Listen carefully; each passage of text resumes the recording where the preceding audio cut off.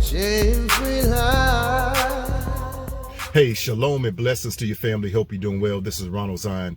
Hey, listen, I want to talk to you very briefly, but if you haven't yet subscribed to the channel, all you have to do is click that subscribe button and hit that bell, and you get the instant notifications whenever I do go live. I was talking to someone the other day, and they brought up an interesting analogy of wearing a mask. And I just want to talk to you very briefly about religion being the greatest Halloween mask. Now, and this is not to throw shade on anybody's religion at all, but I think there's a distinct difference between your religion and having a relationship with the Most High. Oftentimes, what I've noticed, and the more people that I meet, the more I dive into trauma recovery coaching, the clients that I have, potential clients, and people that I just have a dialogue with, we oftentimes use religion as a mask to hide what the Most High God is after. And what he's after is those places of brokenness, the fragmentations of our own souls. We know all the right cliches to use. We know all of the logos and symbols that we oftentimes hurl out there. We know the right post to post on Facebook to get some amens and some comments and some likes. But in our heart of hearts, there is some brokenness that needs our attention, because the brokenness, in order to be healed, is going to need our participation. But the mask of religion, it tends to hide that reality. So it's very easy to gravitate to a fantasy and pretend that that fantasy is reality. Now, a lot of people that I have seen, they're very sincere as it relates to their faith. They're very sincere as it relates to their religion. But what if I propose to you that the power of your religion should be seen in the wholeness of your heart and your mind? But if it's not, then I have to question either the power of your faith or religion, or the inadequacy that you have in dealing with real issues. I believe that the Most High God wants us healed. I really do. But we oftentimes bind up his hand or prohibit him for going after the very thing that needs to be healed unbeknownst to us. Whether that's childhood trauma, rejection issues, abandonment issues, injustices, all types of traumatic events that sent us in a tailspin, that broke us, that in many ways emotionally handicapped us. So oftentimes when we're not healed emotionally, that injury to our souls, we will rely on the crutch of religion. Now, religion becomes a crutch. Religion becomes a wheelchair for us to move from one point in our life to the next, just as a wheelchair or the mechanism of a crutch is to get you from point A to point B. We oftentimes use religion the same way, and that's from the church leader, the pulpit, all the way to the back door.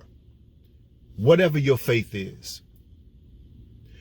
the power of the faith or the power of religion is not necessarily bring us into a place of perfection, because nobody on this planet is perfect. But it's to bring us to a place of accountability, to bring us to a place of deep inner healing within our souls that are damaged by trauma injuries.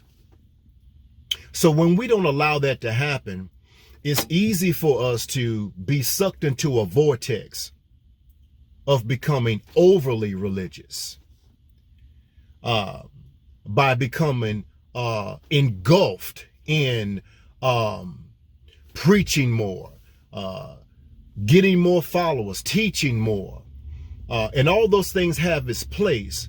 But if there's some broken areas in our lives, then allow the power of that faith or the power of religion to be able to heal that, along with our own participation.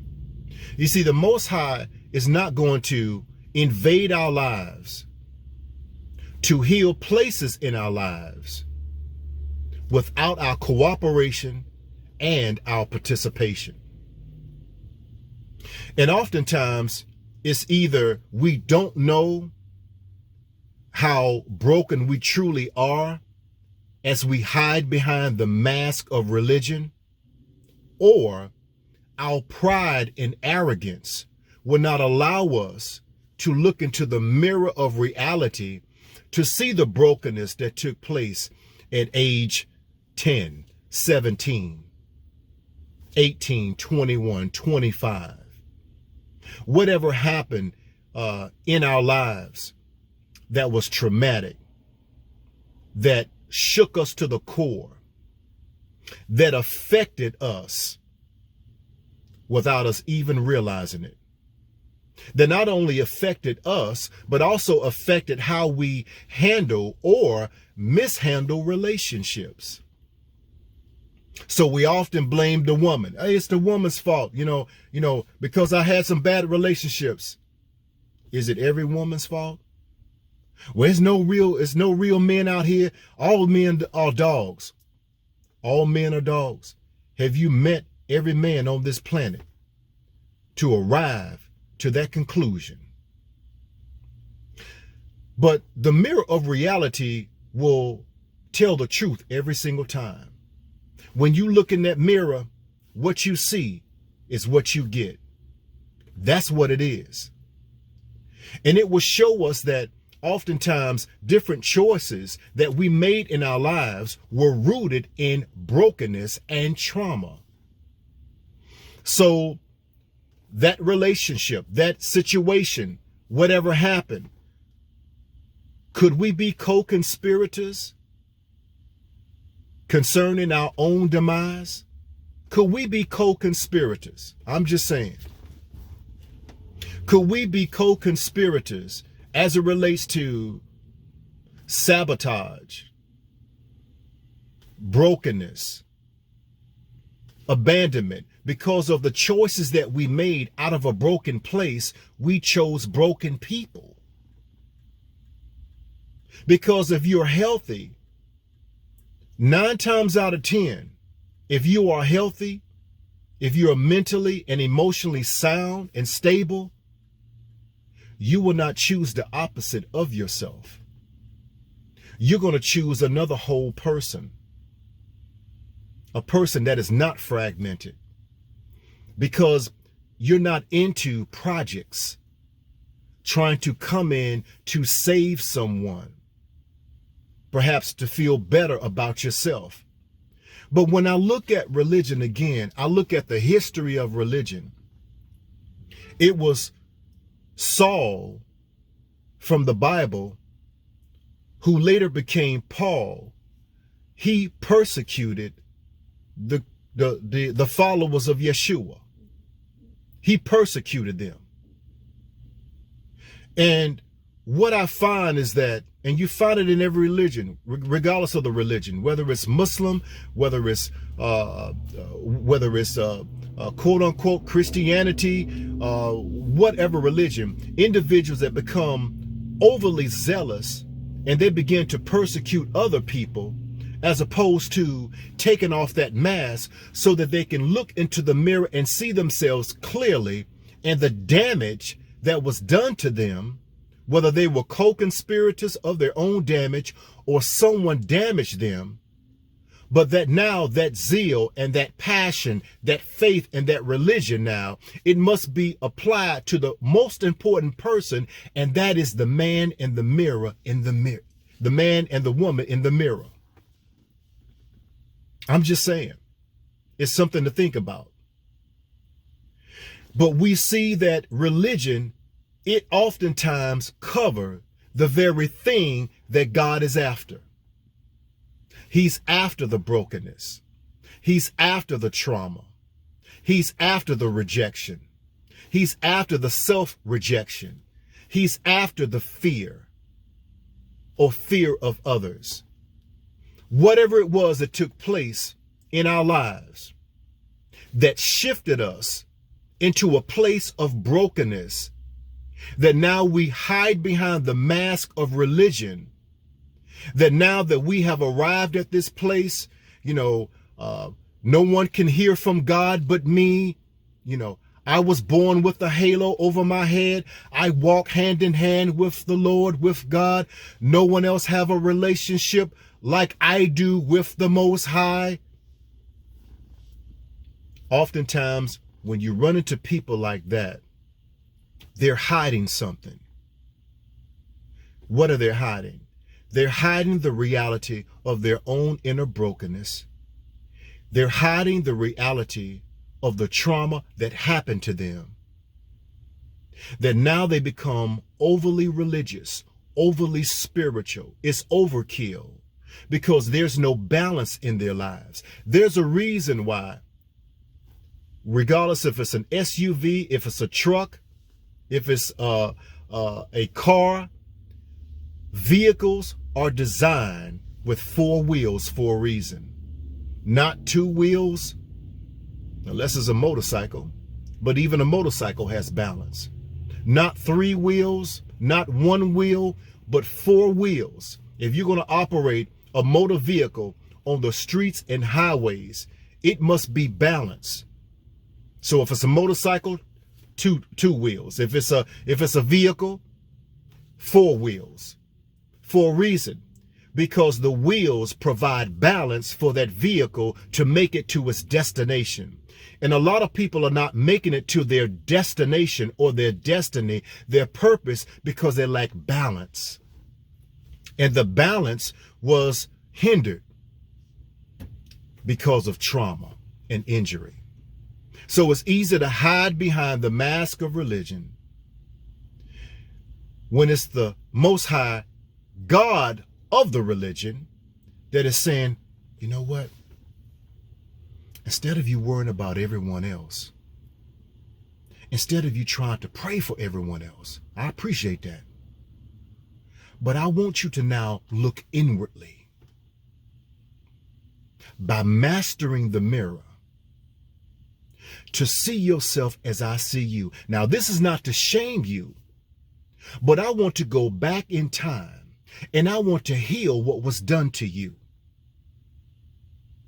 I want to heal some of the choices and decisions that you made out of a broken place and a broken state because of your trauma injury. Because the only way that my power can truly gain glory in your life is by everyone seeing a healed life. So when we remove the mask of religion, the overzealousness, condemning everybody else, there's always something wrong with everyone else. We lack the insight to be able to master the mirror, to see what the Most High wants us to see. And as before, we were co-conspirators in sabotaging ourselves, in coming into agreement with trauma injuries. Now he wants us to shift from being co-conspirators in undermining our own progress in human growth and development to now becoming participants in our own healing. When we take off that mask, that's when we get to a much better place, when we can see ourselves from the Most High's vantage point and now hold ourselves accountable for our own healing. Because your life and your healing begins when you say so. Until next time, shame-free life. Peace and blessings. Yeah, shame-free life, shame-free life, shame-free life.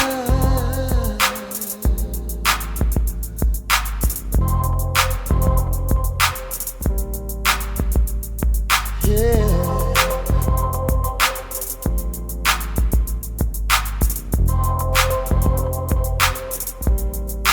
Shame-free life,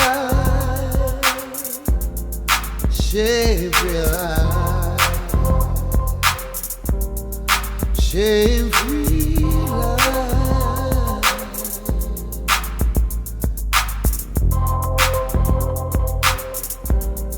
shame-free life, shame.